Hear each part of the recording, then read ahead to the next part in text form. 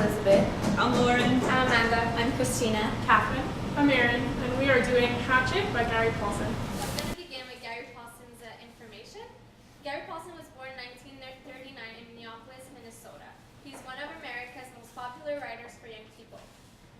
Paulson actually has an interesting story behind his career, as he started out being a poor student with little motivation. Until one day, a particular incident changed his life forever when he stopped at a library to warm up. The librarian there gave him his own library card and first book. Initially reluctant, Paulson soon took on reading with great enthusiasm and became a passionate reader. At age 14, after a difficult childhood, he ran away from home and traveled alongside a carnival where he acquired a taste for adventure, which he maintained till now. Paulson also held a wide range of jobs to support himself during this time and pursued his writing career on the side. Finally, Paulson decided he wanted to take his career seriously, and so he moved to Hollywood and worked for a publishing company. He then left California and drove to northern Minnesota, where he rented a cabin on a lake, and by the end of the winter in 1966, his first novel entitled The Special Word was done and published. Paulson is a master storyteller who has written more than 175 books and some 200 articles, and short stories in several plays for children and young adults. He is one of the most important writers of young literature today, and 3 of his novels, Hatchet, Dog Song, and The Winter Room, were Newbery Honor books. His books frequently appear on the best books list of the American Library Association. Hatchet was published well into his career in 1987 after he had achieved a certain degree of success, and he enjoyed much popular and critical success.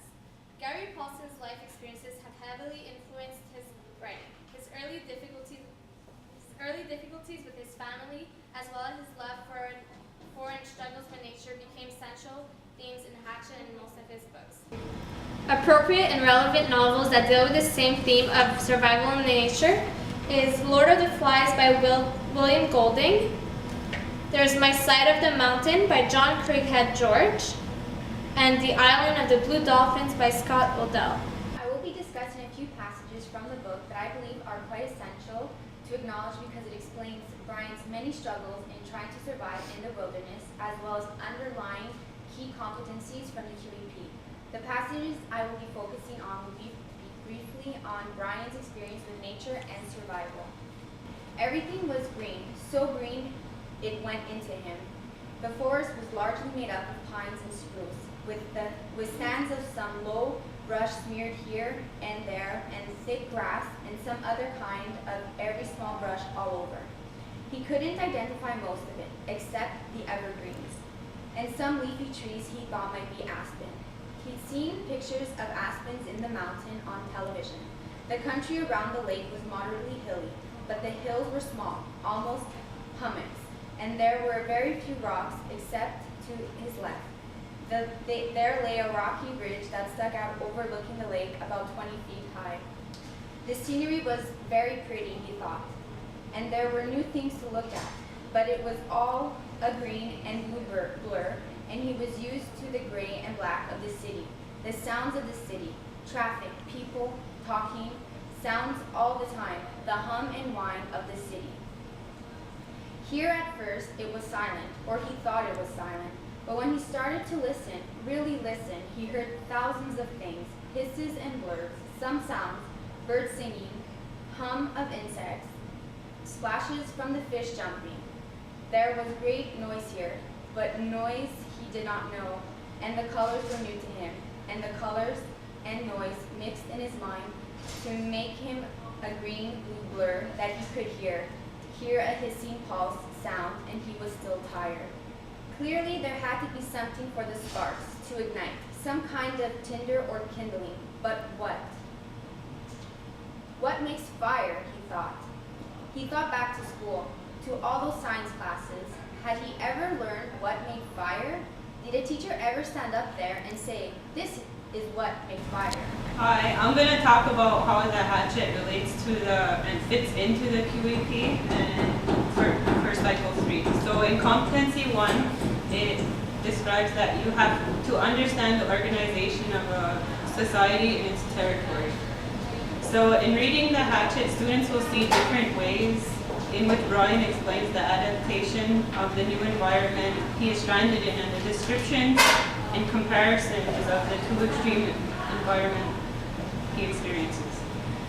Students may compare how a city is structured and what rules and laws exist within their community.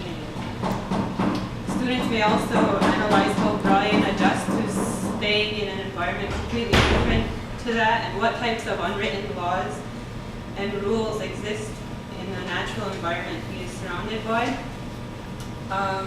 Students could discuss the basic needs to survive and how it differs from living in a city and comparing it to surviving in the woods. In competency 2, it says to interpret change in a society and its territory. So within the book, students could look at how territory has changed over the years and what has been the major cause of it. In the hatchet, Brian begins liking his new environment when he is, and when he is saved, he doesn't appear to be eager to leave so soon. Even students can also look at the different types of natural plants or vegetation that exist within the woods. And students can also compare the new way of living and urbanization and how people view it as a comfortable lifestyle and as opposed to living in the woods and where things are more unpredictable and appear to be unsafe. Students may also look at how urbanization has taken over and how the woods turn into being new developments and new places that are being built. Students can look at pictures of what cities used to look like and the evolution of change. So, for example, from what I've learned is that Toronto used to be a place that used to have the largest woods, and people could probably look at pictures, students could look at pictures of what it might have looked like before it turned into a city. Okay, competency 3, to be open to diversity of societies and their territories. The hatchet discusses a couple of issues, and the major social issue being divorce.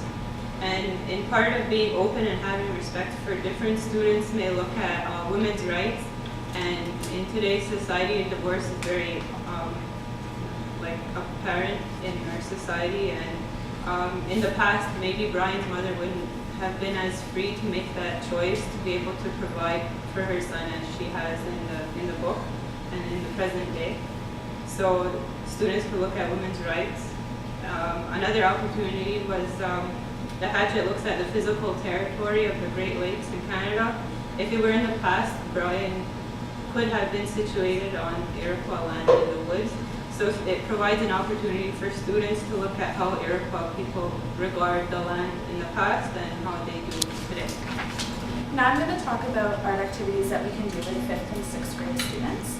According to Mel's, the production of individual works in the visual arts helps students to develop their personal identity and their knowledge of the world. Sharing their creative experience and giving accounts on how they pursued it allows them to better integrate their learnings and to apply them to other creative situations.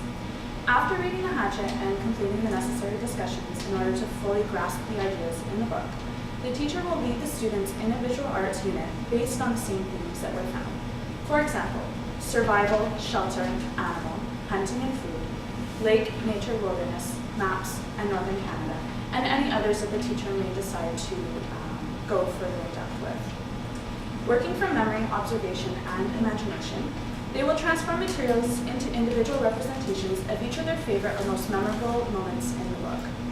Now, the most important thing to remember is that the teacher can decide to use whatever activities to be able to have something for each student to work with. So if they prefer working with their hand, or if they prefer drawing or taking pictures, they'll have something that will cater to their needs. For example, they can make a model of Brian's camp and environment using toys, Play-Doh, modern clay, or Legos. It can include everything he sees and uses to help him to survive, such as a lean-to, fire, pile of wood, hatchet, berries, trees, bear, wolf, and so on. They can also draw an imaginary map labeling the different locations that were in the book, like the crash site, where he built his shelter, and where he met the moose. They can make a picture booklet of the different events that happened in the hatchet. They can also design and illustrate a new book cover for the hatchet. And they can make a diorama depicting a survival scene in the story, such as the fire building, the shelter building, cooking, fishing, etc. The students' individual projects will be made available for their peers to see on display in the classroom. While remaining respectful to their peers, the students will be invited to view each other's works, to share his or her appreciation, to make critical or aesthetical judgments, and to make the connection between what she has seen and what was examined in the hatchet. This enables the students to use information, exercise their critical judgment, acquire effective work methods, and develop their personal identity while communicating appropriately. Next, you're going to see a mix of a bunch of different songs that we thought related to the book. Okay, so I created the handout for the hatchet, and I put some did you know facts. The Hatchet is a 1987 Newbery Honor-winning wilderness survival novel written by Gary Polson. It is the first novel in the Hatchet series and is followed by 4 sequels. Hatchet from the French hachette, a diminutive form of the word hachet, and is French for axe. Gary Polson is the author of more than 200 books, 200 magazine articles and short stories, and several plays, all primarily for young adults and teens. So just a plot summary of the novel. Brian Robison, 13 years old, survives alone in the Canadian wilderness with nothing to assist him but a small hatchet. Brian was the only passenger on a small Cessna 406 plane when the pilot died of a heart attack, and the plane crashed into a small lake. Left with only a hatchet he received as a gift from his mother, Brian then faces survival challenges, building a shelter, hunting for food, fighting off wild animals.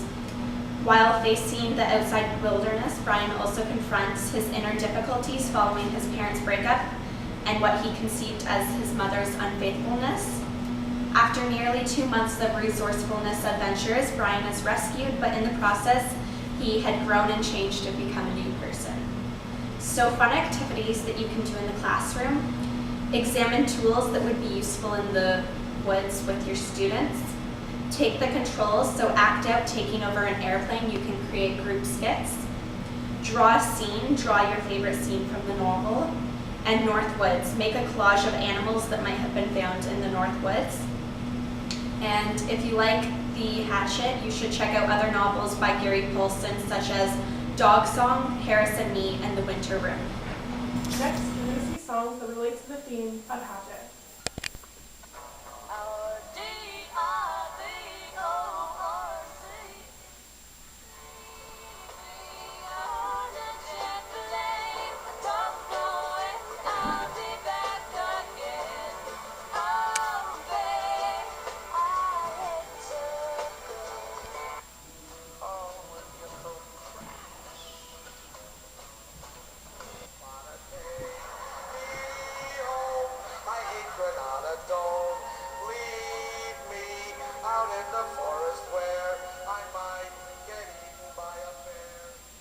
I focus on the pain,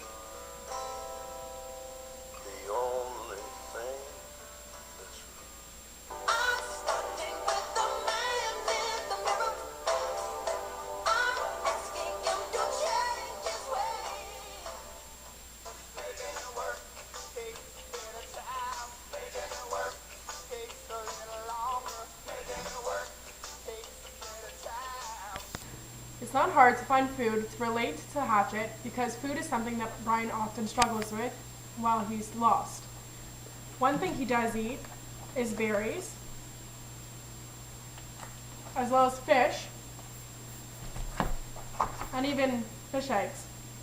Other things he can eat are greenery and herbs found in the gardens.